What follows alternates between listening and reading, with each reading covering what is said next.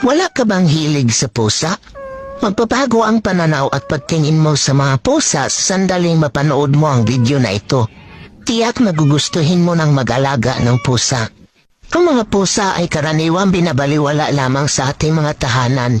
Hinahayaan lamang silang gumala, umuwi man o hindi ay hindi natin napapansin. Ngunit sa science world, ang mga pusa ay itinuturing na pinaka-magical at useful na hayop. Narito ang ilan sa magical at healing properties na taglay ng mga pusa. Una, ang mga pusa ay may kakayahang magbahagi ng positive energy o vibes sa tulong ng kanilang astral force field. Ang mga pusa ay territorial animal. Ibig sabihin, pinahalagahan nila na sobra ang kanilang teritoryo.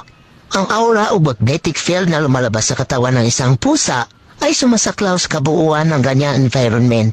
Ganoon kalakas ang singaw ng electromagnetic field o aura ng pusa. Mahalagang